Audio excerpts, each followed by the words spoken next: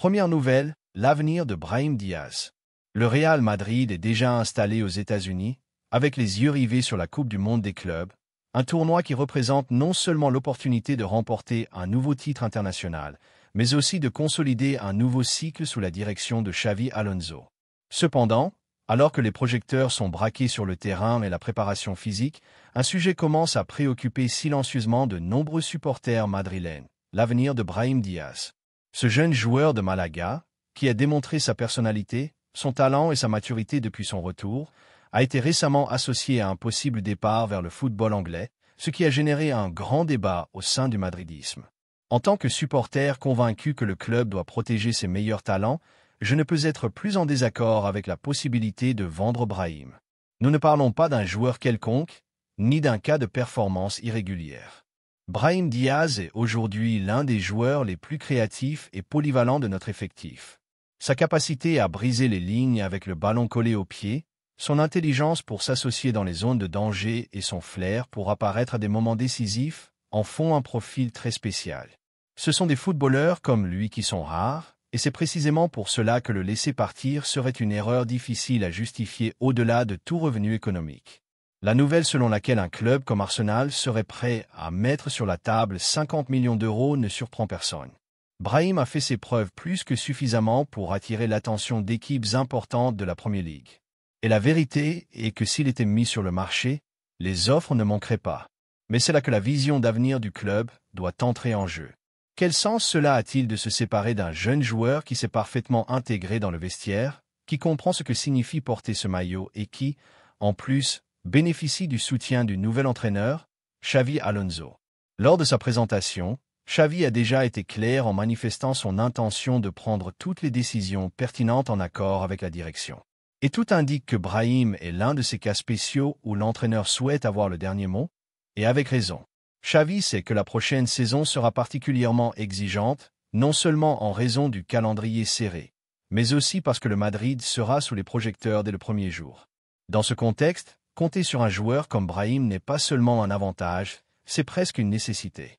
C'est le type de footballeur qui peut faire la différence lorsque les matchs sont bloqués, qui peut offrir quelque chose de différent lorsque l'équipe en a besoin, et qui, en plus, a démontré son engagement, son humilité et son professionnalisme.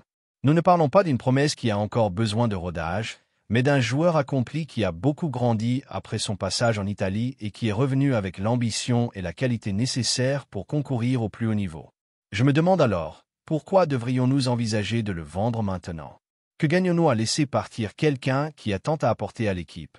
La réponse, du moins pour moi, est claire, cela ne compense pas. Cela n'a pas de sens de laisser partir Brahim à ce moment-là, quand tout est en place pour qu'il explose définitivement avec le maillot blanc. Et c'est là que je veux aussi entendre la voix du madridisme. Que pensez-vous? Croyez-vous vraiment que vendre Brahim serait une étape judicieuse? Ou comme moi, pensez-vous que nous devrions faire tout notre possible pour le retenir et continuer à parier sur son talent? Il m'est difficile d'imaginer quelqu'un qui ne voit pas en lui une valeur stratégique. Car, en plus de sa qualité technique, Brahim a démontré avoir une mentalité gagnante, quelque chose qui, dans ce club, est aussi important que les conditions footballistiques. L'idée de vendre Brahim va, honnêtement, au-delà d'une simple opération sportive. Elle touche une fibre plus profonde du madridisme, celle qui valorise les joueurs qui se donnent à fond à chaque entraînement, qui ne demandent pas les projecteurs ni à être titulaires, mais qui, lorsque leur moment arrive, répondent avec grandeur. C'est ce qu'a fait Brahim la saison dernière à plusieurs reprises, lorsque les rotations étaient nécessaires ou que les absences conditionnaient l'équipe. C'est lui qui a assumé la responsabilité, l'a fait avec personnalité, sans besoin d'élever la voix, simplement en démontrant que son talent était plus que suffisant pour gagner une place. Et il l'a fait, en gagnant le respect du vestiaire, du staff technique et d'une partie importante des supporters qui savent reconnaître le mérite de ceux qui luttent pour être là. Nous sommes face à un footballeur avec une identité, une histoire qui le connecte à la culture du sacrifice et avec une capacité notable à s'adapter à différents schémas. Il peut agir comme milieu de terrain, comme milieu offensif ou même sur les ailes, toujours avec cette étincelle différente qui le caractérise. Il n'est pas facile de trouver des joueurs ainsi, qui peuvent bien performer dans différents registres sans détonner et qui le fassent depuis l'engagement et la discrétion. Brahim n'a pas besoin de 90 minutes pour laisser sa marque dans un match. Parfois, Une seule action lui suffit pour déséquilibrer une rencontre. C'est précisément cela qui devrait nous faire réfléchir avant d'envisager sa sortie comme une option réelle. Nous comprenons que le club doit prendre soin de sa soutenabilité financière et que les décisions de marché sont prises avec une vision globale, mais nous croyons aussi que le projet sportif doit être au-dessus des tentations du marché. Si nous nous laissons emporter par chaque offre attractive qui arrive pour un joueur précieux, nous finissons par affaiblir l'équipe à moyen terme.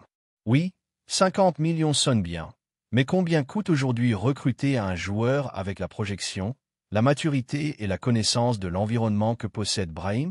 Quelle garantie avons-nous que celui qui viendra pourra performer de la même manière? Très peu, voire aucune. Et c'est pourquoi la meilleure décision n'est pas de le vendre, mais de le blinder, de le renouveler si nécessaire, de lui faire sentir qu'il fait partie du noyau de ce projet. Xavi Alonso le sait, même si publiquement il a préféré se concentrer sur l'immédiat, tout indique que lors des réunions privées avec la direction sportive, il a clairement exprimé sa position. Il ne veut pas que l'effectif soit affaibli dans des zones clés. Il veut compter sur des outils de qualité, et Brahim en est un. Deuxième nouvelle, la rénovation de Raúl Asensio. Le Real Madrid a de nouveau démontré qu'il ne se construit pas seulement à travers des recrutements médiatiques ou des incorporations de grandes stars mondiales, mais aussi à travers la confiance dans le talent propre, dans la contra, dans ces joueurs qui, depuis leur enfance, ont rêvé de défendre le blason le plus grand du monde. En ce sens, la rénovation de Raúl Asensio jusqu'en 2031 représente bien plus qu'un simple mouvement administratif ou un geste de protection contractuelle. C'est sans aucun doute une déclaration d'intention, un pari ferme pour l'un des talents les plus prometteurs qui ont émergé de la fabrique ces dernières années. Le club a blindé le jeune défenseur central avec une clause de résiliation de 1 000 millions d'euros, un chiffre symbolique qui reflète le statut qu'on souhaite lui accorder au sein du projet sportif des prochaines années. Ce chiffre, bien qu'il puisse sembler exorbitant, est un message sans équivoque, tant pour le joueur que pour le reste de l'Europe. Raúl est un patrimoine du Real Madrid et il n'est pas à vendre. Ce mouvement de rénovation se produit également dans un contexte de pression externe considérable. On sait que des clubs de grand poids sur le continent, comme le Paris Saint-Germain, Chelsea, le Milan ou Porto, étaient très intéressés par ces services. En fait, certaines de ces équipes ont présenté des offres formelles et même le club parisien était prêt à payer l'ancienne clause de 50 millions d'euros. Mais face à l'insistance externe, Raúl Asensio est resté ferme dans son désir de continuer à la Casablanca. Ce type d'engagement et de fidélité chez un footballeur si jeune est de plus en plus difficile à trouver dans le football moderne. Et du point de vue madridiste, on ne peut qu'applaudir. Il n'y a aucun doute que cette rénovation est une grande nouvelle pour tous ceux qui ressentent ses couleurs. Raúl est un défenseur qui combine la contondance, la lecture du jeu, une bonne sortie de balle et la personnalité. Il a surmonté des obstacles importants, y compris une longue période d'absence due à une blessure, mais il est revenu en démontrant qu'il est prêt à concourir dans l'élite. Cette décision permet également au club de projeter avec plus de stabilité la conception de son effectif pour les prochaines saisons, en sachant qu'à cette position, il y a un pari d'avenir solide et de qualité. La rénovation de Raúl Asensio n'est pas seulement une victoire sportive pour le club, mais aussi un message puissant envers toute la base de supporters madridistes. À une époque où la pression médiatique peut faire vaciller les jeunes talents et où la tentation de partir chercher des minutes dans d'autres clubs est toujours présente, qu'un joueur de la Contra réaffirme son engagement et reçoive la confiance absolue du Real Madrid est une source de fierté et d'espoir. C'est une étape qui garantit la continuité et qui renforce l'idée que le Real Madrid continue d'être une famille. Un projet à long terme où l'on ne cherche pas seulement des résultats immédiats, mais où l'on cultive aussi des valeurs comme la patience, le travail acharné et le sens de l'appartenance. Raúl a démontré être un professionnel exemplaire à chaque entraînement et à chaque opportunité qui lui a été offerte pour démontrer sa qualité. Maintenant, avec ce contrat qui le lie jusqu'en 2031, il a une plateforme plus solide pour continuer à grandir, pour polir ses vertus et surmonter ses faiblesses.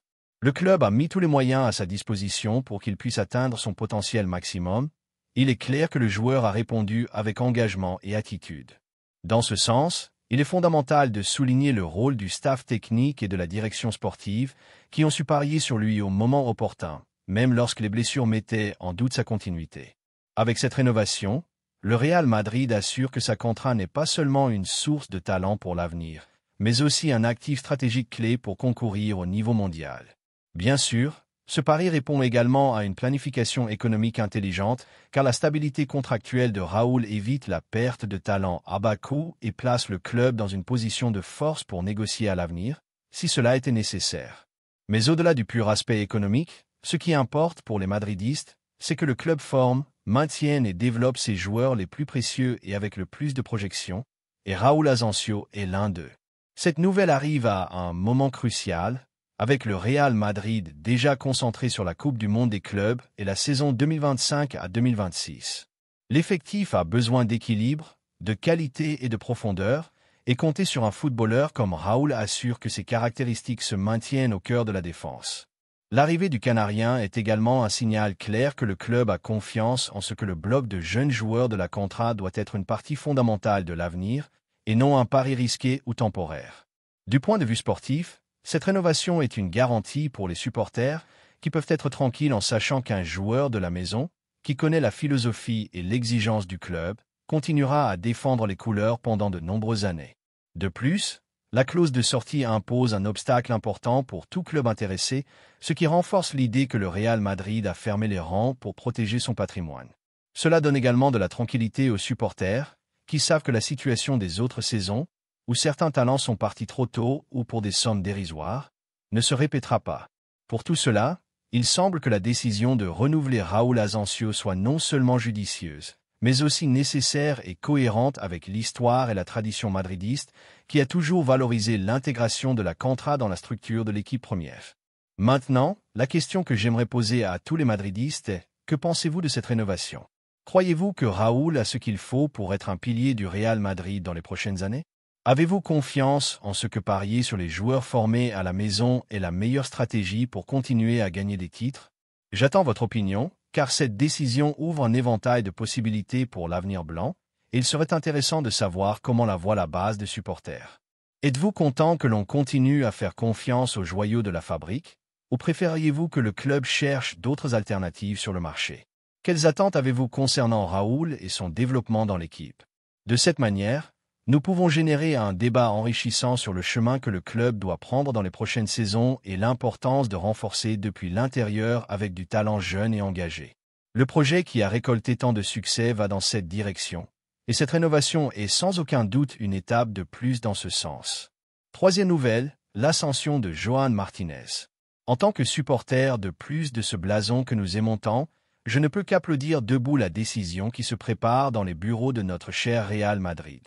C'est un mouvement qui, pour moi, a tout le sens du monde et qui démontre une fois de plus pourquoi nous sommes le club le plus grand de l'histoire. On parle de la Coupe du Monde des clubs de la saison 2025 à 2026 et de la manière dont Xavi Alonso, notre futur entraîneur, trace déjà la voie. Et s'il y a une chose que Xavi a toujours démontré, c'est qu'il est un homme de football, un stratège qui ne laisse rien au hasard. Lorsque Xavi Alonso parle de devancer les processus et de nous connaître, il pose les bases de ce qui sera une équipe solide, ambitieuse et surtout, avec une identité claire. L'opportunité de se battre pour un autre titre, la première Coupe du Monde des clubs sous ce nouveau format, est le scénario parfait pour que l'équipe commence à montrer de quoi elle est faite. Mais au-delà de l'éclat des trophées, ce qui m'enthousiasme vraiment, c'est cette vision à long terme, cette préoccupation d'avoir les outils nécessaires pour affronter n'importe quel défi. Le football moderne est un carrousel d'exigences, un calendrier impitoyable qui ne pardonne pas l'improvisation. Et c'est précisément dans cette planification minutieuse que se forgent les grands succès. Pensez à la saison 2025 à 2026, alors que se profile la Coupe du Monde des clubs, est la preuve irréfutable que le club ne vit pas au jour le jour, mais projette sa grandeur vers l'avenir. C'est la différence entre être une équipe qui réagit et être une équipe qui domine. Et c'est là qu'entre en jeu la nouvelle qui me remplit de fierté madridiste jusqu'à la moelle, l'ascension de Joan Martinez. Quelle joie! Ce n'est pas seulement un recrutement de plus, ce n'est pas un achat en millions de ceux qui, bien que parfois nécessaires, ne se connectent pas toujours avec l'âme du madridisme de la même manière. C'est le pari sur la Contra, sur le talent qui se forge dans notre propre maison, dans la fabrique. C'est un message clair pour tous les jeunes qui rêvent de porter ce maillot, qui suent chaque goutte à Valdebas, qui sacrifient leur enfance pour un ballon. Si tu travailles, si tu t'efforces, si tu démontres ta qualité, le Real Madrid te donnera l'opportunité. Et cela, mes amis, est quelque chose qui nous différencie de beaucoup d'autres. C'est un retour à nos valeurs fondatrices, une réaffirmation que, par-dessus les grands noms, il y a l'essence du club, la formation et le développement des talents propres. Le fait que Xavi Alonso, même avant d'atterrir définitivement sur le banc, pense déjà à la ligne défensive en dit long sur son engagement et sa vision du jeu. Nous savons tout ce que nous avons souffert ces derniers temps avec les blessures à cette position. Nous avons vu comment des joueurs vitaux tombaient, laissant un trou qui parfois semblait impossible à combler. La défense est le fondement sur lequel se construit toute équipe championne. Une ligne défensive solide procure de la sécurité, permet au milieu de terrain de se projeter et aux attaquants de jouer avec plus de liberté. C'est pourquoi avoir la prévoyance de renforcer cette ligne. En plus, le faire avec un diamant brut de notre contrat comme Joan Martinez est un coup de maître.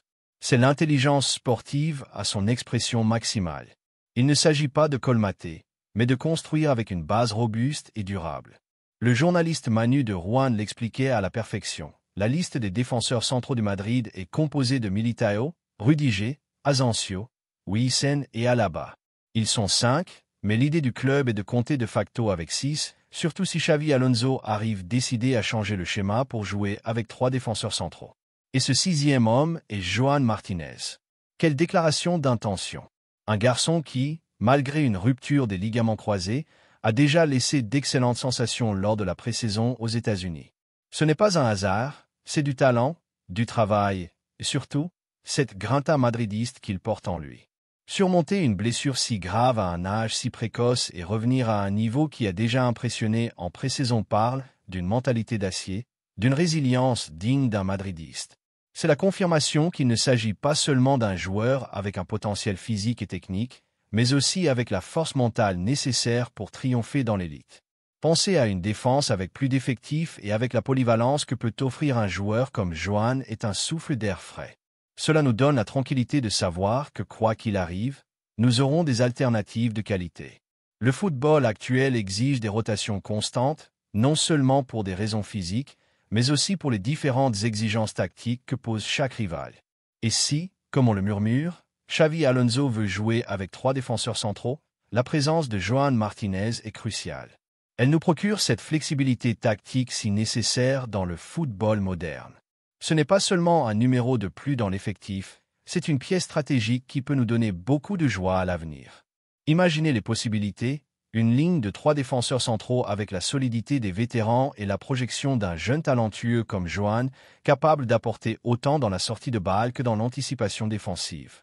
C'est la vision d'une équipe championne, une équipe qui s'adapte, qui évolue.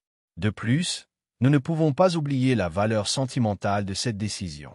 Voir un joueur de la Contra faire le saut dans l'équipe première est quelque chose qui nous remplit de fierté. C'est la preuve que la fabrique continue à fonctionner, continue à produire du talent de premier niveau. C'est la connexion avec nos racines, avec l'histoire d'un club qui a toujours parié sur les siens, de Di Stefano au Galactique. Le Real Madrid a toujours su combiner la magie des grandes stars avec le cœur de ses joueurs formés à la maison. Et en ces temps de recrutements astronomiques et de folie sur le marché, où la patience avec les jeunes brille parfois par son absence, voir que le club continue à regarder vers l'intérieur, vers les jeunes qui ont grandi avec le blason sur la poitrine, est quelque chose d'inestimable. C'est un message de cohérence, d'identité. C'est le Real Madrid fidèle à lui-même. Cette décision ne renforce pas seulement la défense, elle renforce l'esprit du Real Madrid, elle renforce notre identité en tant que club qui a confiance en sa Contra, qui parie sur l'avenir et qui cherche toujours l'excellence. C'est un mouvement intelligent, stratégique et avec un grand cœur madridiste. Elle nous assure de la profondeur dans l'effectif, nous donne plus d'options tactiques et surtout, nous remplit d'enthousiasme pour l'avenir. C'est le reflet d'une gestion qui combine l'expérience et la vision des dirigeants avec la sagesse tactique d'un futur entraîneur de la stature de Xavi Alonso. C'est la formule du succès, la recette qui nous a menés à être les rois de l'Europe. Et avec des décisions comme celle-ci, la couronne continuera à être la nôtre. Alors, madridistes, après tout cela, la question s'impose. Que pensez-vous de cette décision de parier sur Joan Martinez et sur la Contra? Ressentez-vous la même passion que moi pour cette nouvelle direction défensive? Nous voulons entendre vos opinions, vos arguments, vos passions. À la Madrid et rien de plus. Laissez-nous votre opinion dans les commentaires.